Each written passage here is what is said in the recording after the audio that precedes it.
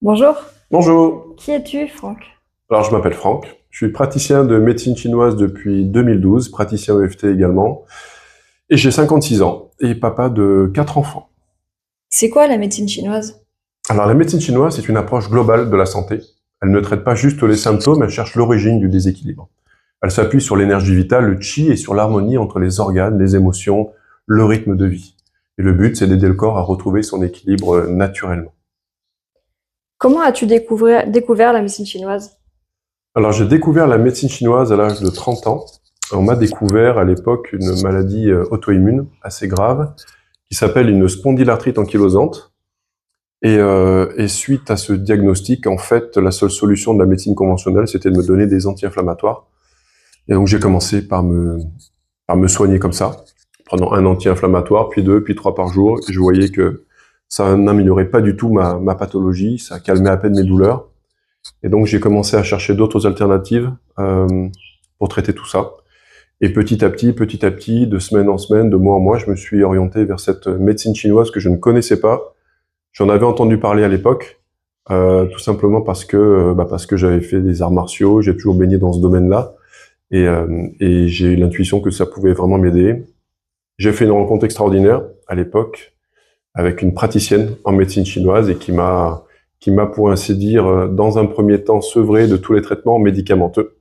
Et puis, petit à petit, avec un accompagnement holistique global, avec un changement d'alimentation, avec la reprise d'activité physique, avec de l'énergétique, avec de la méditation, de la relaxation, du qigong, etc., etc.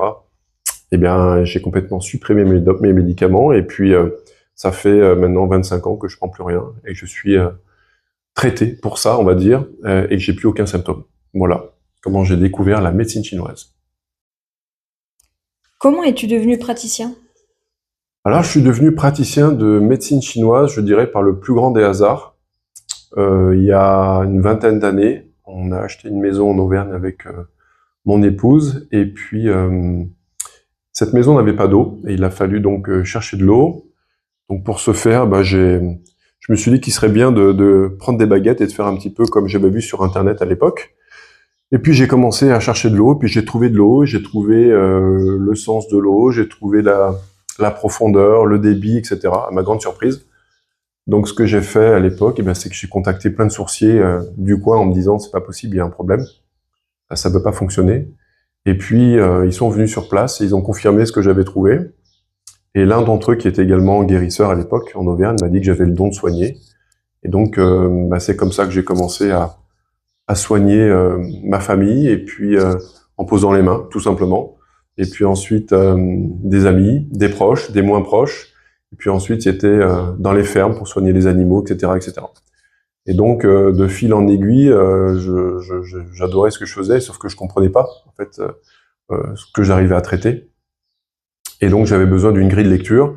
Et naturellement, avec le passé que j'avais eu en tant que patient de médecine chinoise, je me suis intéressé de nouveau à cette médecine, mais cette fois non pas en tant que patient, mais en tant qu'élève. Et donc, je me suis formé dans une école pendant plusieurs années.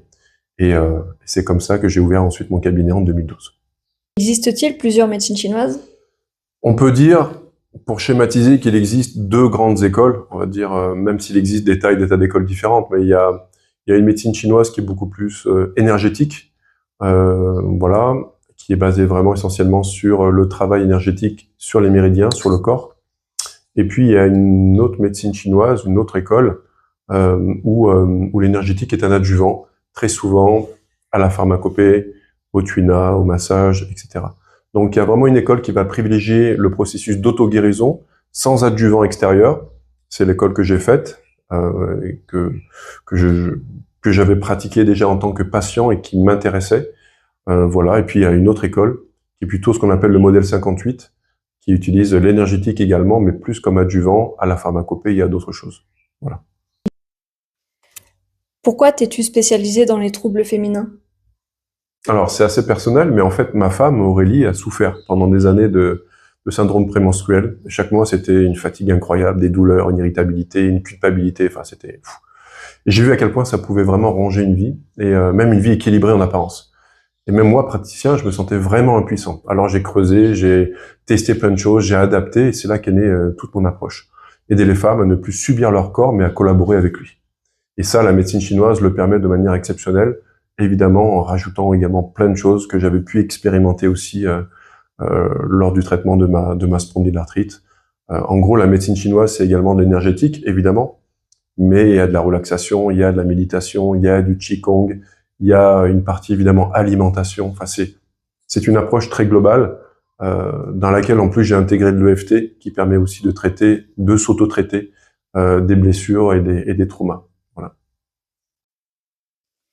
Et c'est quoi ta méthode concrètement?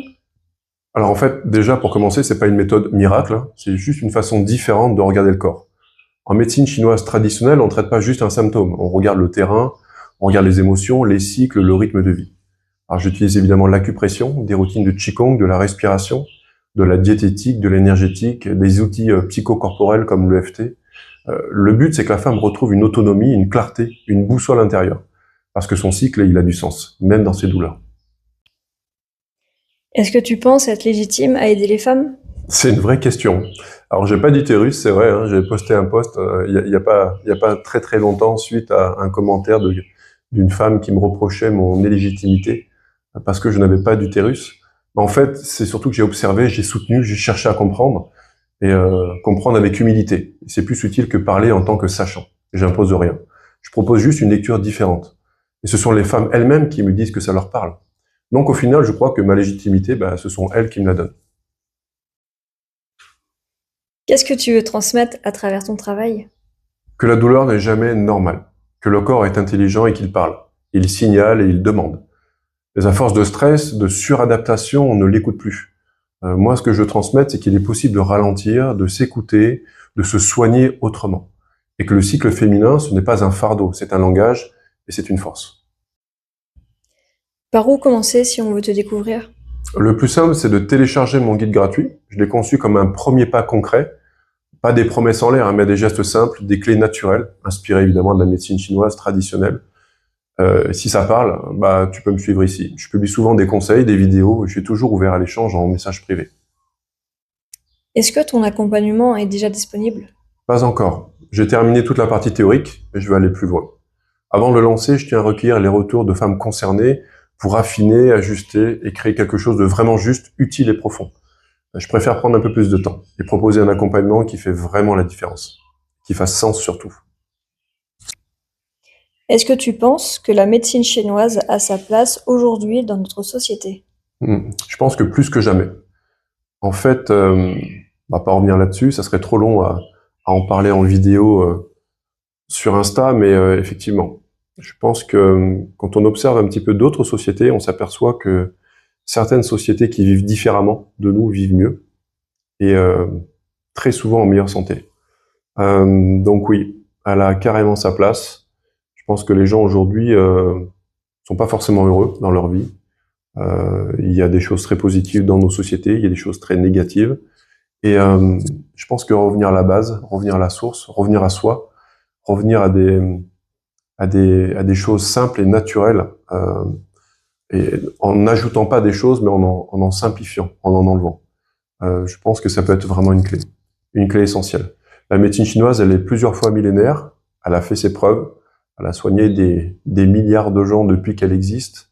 Je pense que c'est une vraie médecine globale et totale, pour reprendre Jacques Lavier, et elle a vraiment sa place. Elle peut avoir sa place évidemment en complément de la médecine conventionnelle, lorsqu'il y a des traitements médicamenteux qui sont très lourds, pour traiter des effets secondaires par exemple de médicaments déjà, mais également comme médecine totale, pour vraiment permettre aux gens de se traiter, de se soigner, d'aller mieux, mais jamais comme quelque chose de magique. Ça doit partir toujours d'un vrai processus que la personne doit intégrer. Elle doit devenir vraiment actrice de sa propre santé. Et ça part par prendre conscience de ce que l'on mange, de ce que l'on boit, de ce que l'on respire. Est-ce que je suis heureux dans ma vie? Qu'est-ce que je peux changer aussi pour être plus heureux? Comment je peux prendre soin de moi? Et donc, d'où l'intérêt d'apprendre, de réapprendre à respirer, à marcher, à méditer, à se relaxer, et puis à prendre des points. Moi, j'apprends des points cutanés à mes enfants, de tout petits, pour leur apprendre aussi, les éduquer à se soigner par eux-mêmes, par l'énergétique. C'est extrêmement puissant. Voilà. Donc oui, elle a vraiment sa place aujourd'hui dans nos sociétés et je pense qu'elle a de beaux jours devant elle, heureusement. I could wonder why I am even talking to you when nothing is to be.